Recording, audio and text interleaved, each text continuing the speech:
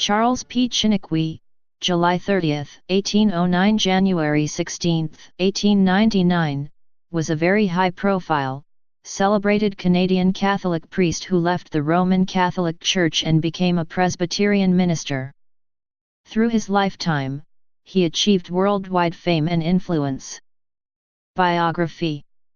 Chiniquy was born in 1809 in the village of Kamouraska, Quebec. He lost his father at an early age and was adopted by his uncle.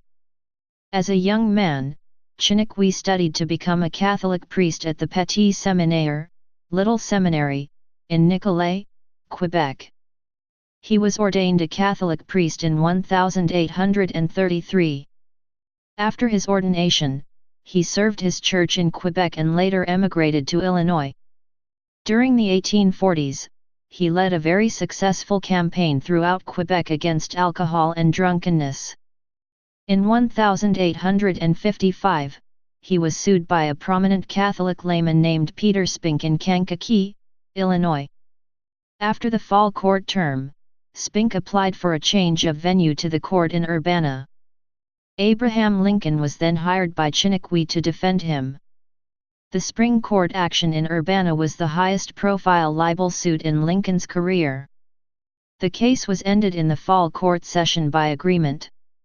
Chiniquy clashed with the Bishop of Chicago, Anthony Oregon, over the bishop's treatment of Catholics in Chicago, particularly French Canadians. He declared that Oregon was secretly backing Spink's suit against him. Chiniquy stated that in 1856 Oregon threatened him with excommunication if he did not go to a new location where the bishop wanted him.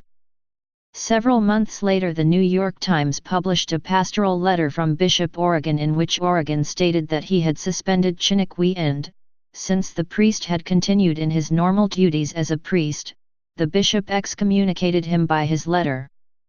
Chiniquy vigorously disputed that he had been excommunicated, saying publicly that the bishop was mistaken. Chiniquy left the Roman Catholic Church in 1858. He claimed that the Church was pagan, that Roman Catholics worship the Virgin Mary, that its theology spoils the gospel and that its theology is anti-Christian. He also claimed that the Vatican had planned to take over the United States by importing Catholic immigrants from Ireland, Germany, and France. Chiniquy claimed that he was falsely accused by his superiors, and that Abraham Lincoln had come to his rescue, that the American Civil War was a plot against the United States of America by the Vatican, and that the Vatican was behind the Confederate cause, the death of President Lincoln, and that Lincoln's assassins were faithful Roman Catholics ultimately serving Pope Pius IX. After leaving the Catholic Church, Chiniquy dedicated his life to trying to win his fellow French Canadians, as well as others, from Catholicism to the Protestant faith. He wrote a number of books and tracts pointing out his views on the alleged errors in the faith and practices of the Roman Catholic Church. His two most influential works are 50 Years in the Church of Rome and The Priest, the Woman, and the Confessional. These books raised concerns in the United States about the Catholic Church. According to one Canadian biographer, Chiniquy is Canada's best-selling author of all time. He joined the Orange Order and said of it, "I always found them staunch and true. I consider it a great honor to be an Orangeman. Every time I go on my knees I pray that God may bless them and make them as numerous and bright as the stars of the heaven above." He died in Montreal, Canada on January 16, 1899. To this day, some of Chiniquy's works are still promoted among Protestants and sola scriptura believers. One of his most well-known modern-day followers is Jack Chick, who created a comic form adaptation of 50 Years in the Church of Rome called The Big Betrayal, and who draws heavily on Chiniquy's claims in his own anti-Catholic tracts. Saint Anne Colony.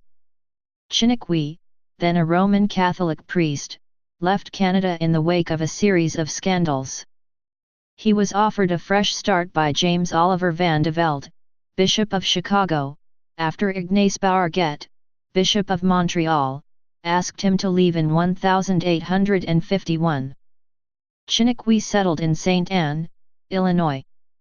Chiniquy was suspended, on August 19, 1856, for public insubordination by Van de Velde's successor, Bishop Anthony Origen. He continued to celebrate Mass and administer the other sacraments and was excommunicated on September 3, 1856.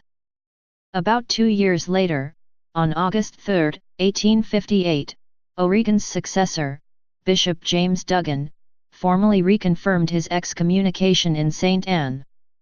Chiniquy then left the RCC and, with many followers, joined the Presbyterian Church in the United States of America, PseudoScience. He was admitted as a Presbyterian minister on February 1, 1860. Within 2 years, Chiniquy, in trouble with the Presbytery of Chicago over his administration of charity funds and a college, according to Elizabeth Ann Kerr McDougall in the Dictionary of Canadian Biography, sought a new connection in order to avoid an expensive presbytery trial. The college is identified in the 7th Biennial Report of the Superintendent of Public Instruction of the State of Illinois as Saviour's College, founded in 1860. It is listed neither in universities and colleges nor academies and seminaries of various grades and courses but in the theological seminaries and church schools class of institutions. The report states it is designed to supply the educational wants of the colony brought by Father Chiniquy from Canada to this state, and to prepare men who will be fitted to preach the gospel in the regions whence he came. The report also quotes a description of the school, attributed to correspondence from a Montreal newspaper, unnamed in the report, that people, also unnamed in the report, examined the day school or college, as the people there delight to call it, and wrote it had 5 classes ranging from students learning the alphabet to students learning the intricacies of French and English grammar, composition, and the other studies of the school, besides the elements of algebra, Latin and Greek. Alexander F. Kemp was chairman of the Synod of the Canada Presbyterian Church Committee which examined Chiniquy's admission application. According to Kemp, Chiniquy was involved in both presbytery and civil court proceedings connected with the administration of charitable funds and with what Kemp described as an educational institute. This led to the Presbytery of Chicago charging him with unministerial and unchristian conduct. Chiniquy was to answer these charges before the Presbytery. At that stage of the proceedings he and his congregation resolved to separate from the Presbytery of Chicago, and the old school PseudoScience, and to request recognition from the Canada Presbyterian Church. The Presbytery of Chicago charged Chiniquy with misrepresenting that a real college was in operation in St. Anne, pp. 8-9. After conducting an inquiry, Kemp suggested that Chiniquy and his congregation be admitted into the Canada Presbyterian Church. The French Canadians founded the first of what was to be called the Christian Catholic Church. There was in St. Anne, an incorporation of a religious society, by the name of the Christian Catholic Church at St. Anne, incorporated in the state of Illinois. That society was a Protestant religious association. 2 years later, when it joined the PseudoScience in 1860, it assumed the name First Presbyterian Church of St. Anne. "You can exclude us from the Catholic Church of Rome," they said to the Bishop of Chicago, "but not from the Catholic Church of Christ," hence the name Christian Catholic Church. Please subscribe and thanks for watching.